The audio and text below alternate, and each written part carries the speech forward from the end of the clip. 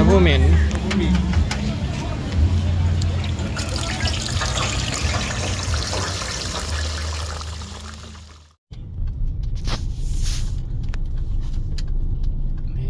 แปลงทางเปล่าเด็กไปนี่ก็แปลงเนาะนั่นตัวแปลงทางตัว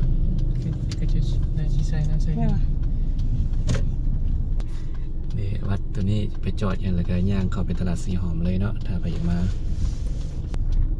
ค่าจอดก็เท่าไหร่หนึ่งบอกลืมละ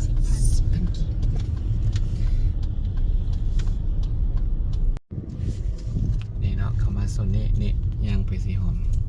ทางนั้นก็มองจอดแถวนี้มีบอลมองจอดเท่านะนี่เดี๋ยวนี้ฮอดตลาดสีหอมแล้วจอดรถอยู่วัดหักแล้วคราวนี้จะเป็นลองจอดรถจักรคิดว่า5,000บอกเลย2,000รถใหญ่10,000เห็นแต่น้ำเค็บบ่เห็นด้วยตัวเองจักเถื่อแล้วก็มาถ่ายให้สาวดาวเบิ่งเฮ้ติดตามไปนำกันเด้อ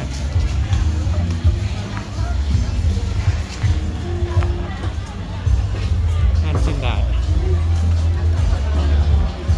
คนบ่กระไร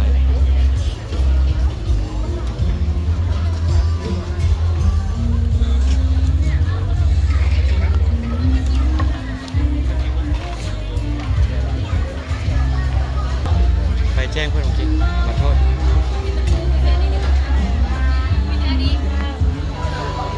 คนบ่กระไรเต็มห้านเลย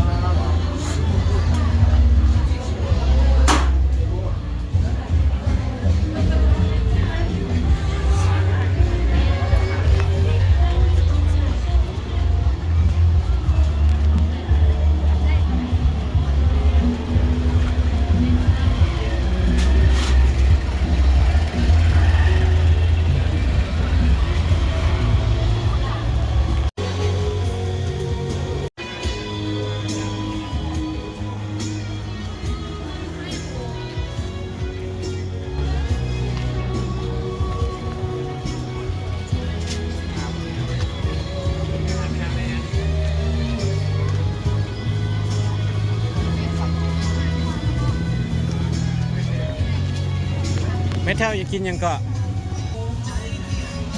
ไม่เท่ากัน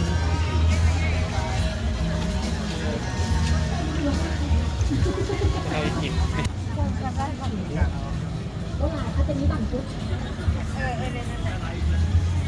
ไม่เท่าเนาะเพิ่นอย่ากินไม่ยังก่อนนี่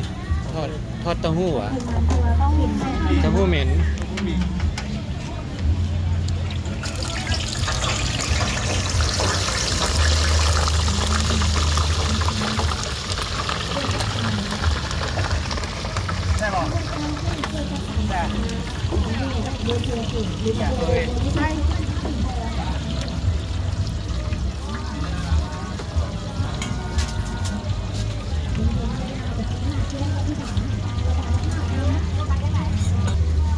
ไม่เท่าเพิ่นจมเห็นเขากินอย่างยูคลิปนะมันก็ยากเพิ่นอยากมาลองกินเพิ่นได้มาลองด้วยตัวเองเลยเนาะวันนี้เนาะแม่เนาะ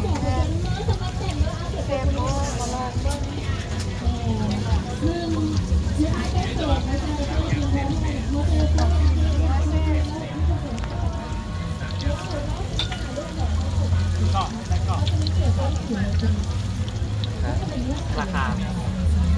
8,500ราคากรุณาจ่ายคนสั่งจากคนจ่ายกรุณาจ่ายคนสั่งคนบอกว่ากรุณาจ่าย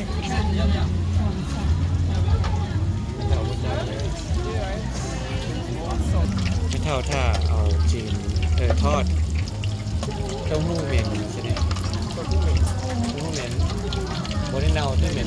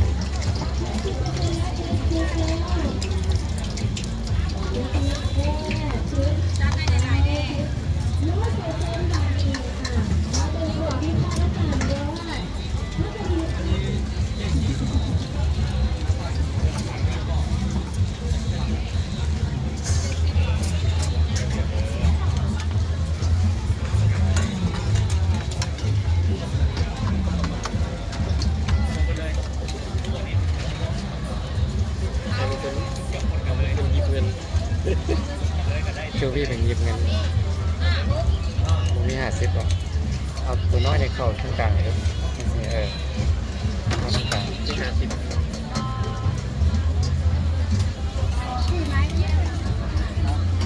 ขอ2ไว้ก็ได้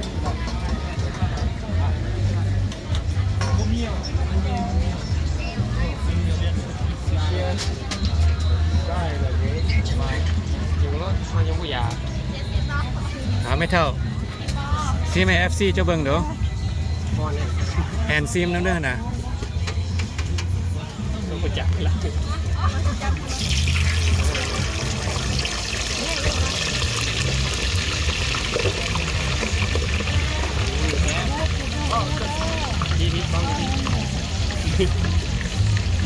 ฮอนเด้อระวังเด้อ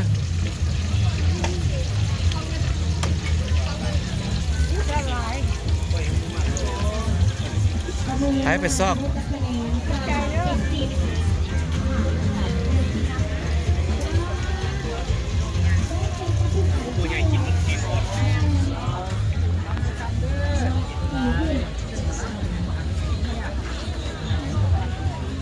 ซอกกุ้งเต้นด้วยแนนตาบอกไปแล้ว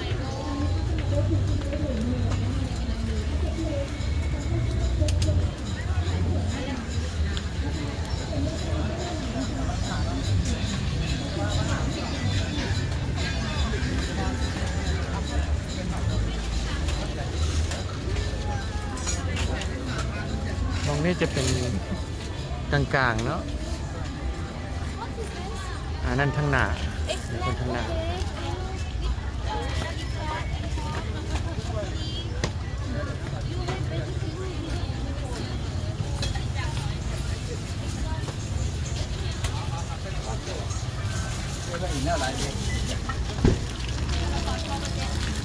火腿肠也很好吃的。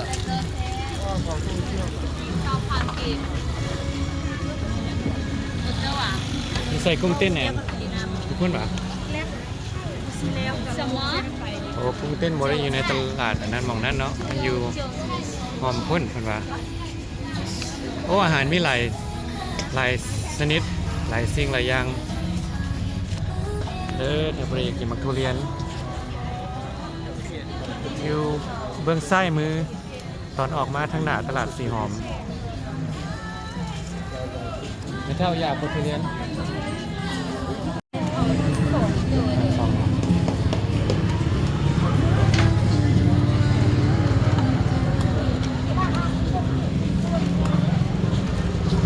มาเด้อผู้ใดมาหมุนทุเรียนนะ237,000เงินอะไรเงินจกไป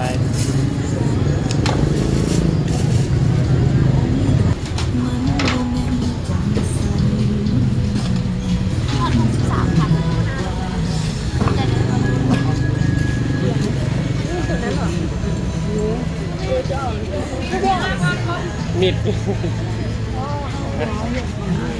แล้วอยากย่อ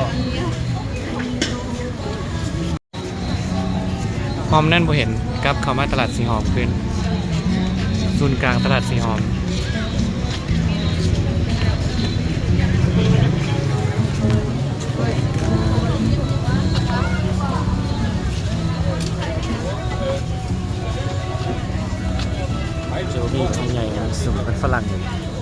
ซ้ำฝรั่งเลย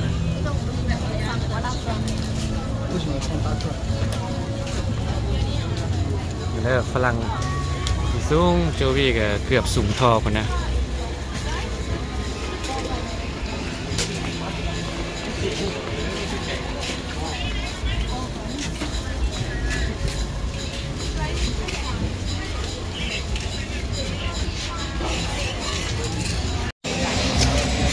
อันนี้อยู่ส่วนทางในสุดของตลาดสีหอมทางหลังใกล้ทางออกยางเข้ามาลูกหัวทางเข้า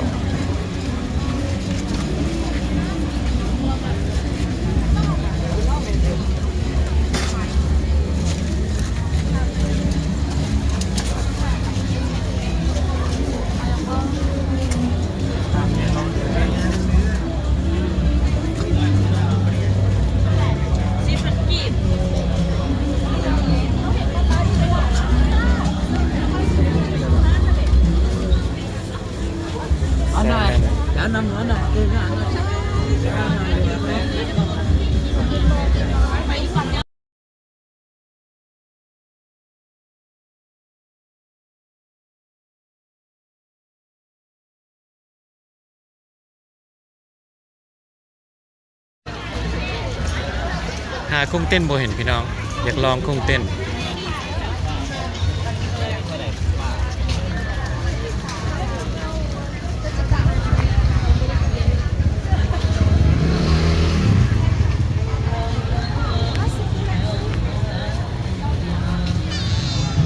อันนี้ขนาดตลาดเนาะ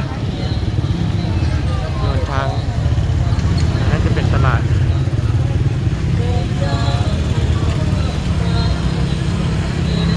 สอกซื้อโรตีไหม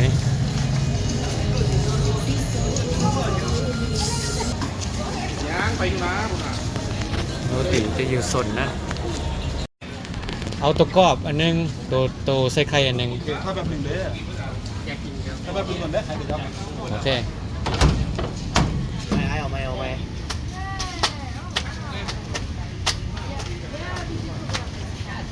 โอ้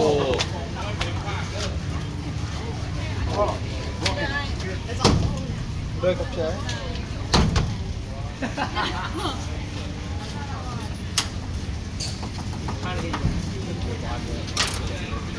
เอาไว้ขนาดไว้เราเห็นขนาดเห็นไว้นั่นน่ะย่านมือกุด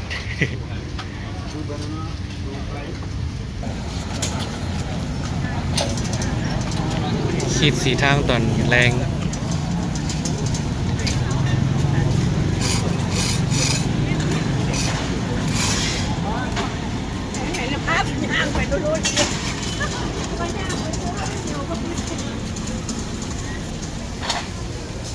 เนาะอันนี้สภาพแถวตลาดสีหอม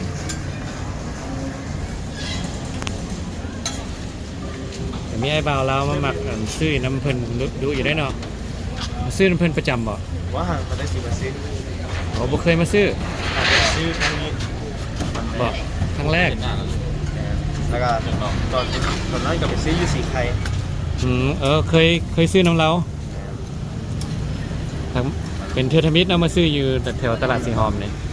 โอ้ฉันเคยกินฝีมือแล้วเลยเนาะแล้วเขามี2 ห้างซื้อไข่มีห้างนึงตอนซวยไปขายอยู่มองนั่นบ่ตอนแรกมาขายนี่อยู่โมเฮาอยู่บ่โอ้มีคน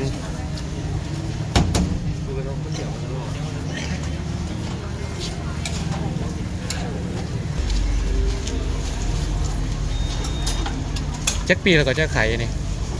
ปีแล้วเลย11 ปีแล้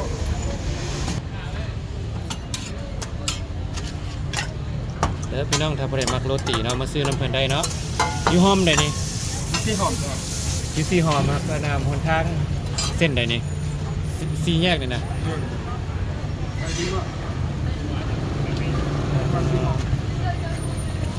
เด้อปัญหาห้านโฮมไอเดียลปัญหาห้านแล้วเพิ่นไปอยู่นี่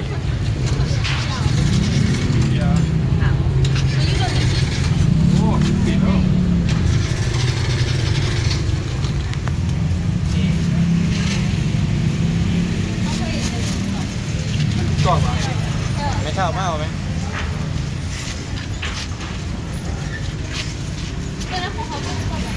มันกล่อง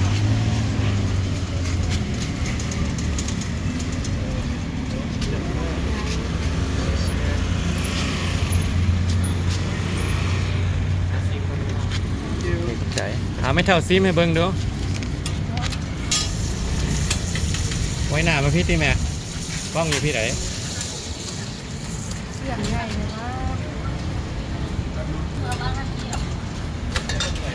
ว่าก รอบเอาแต่นะ ก๊อฟ ซองน้องไอ้ในบุกินโอเคเนาะน้องแอนหากุ้งเต้นบูเห็นมันบ่ผิดหวังซึ่งก็เฮาบ่ได้กินกุ้งเต้นแล้วก็เมื่อแล้วเนาะฉะนั้นจะขอปิดคลิปเท่านี้เด้อขอบใจพ่อแม่พี่น้องที่ติดตามโอ้ย้ำจีนวะเราย้ำจีนวะเอาใส่บริปิดเถอะสนะไปต่อนึกว่าแล้วล่ะ ต้องแอนยา แอนอยากย้ำจีน เราหลังดูอยู่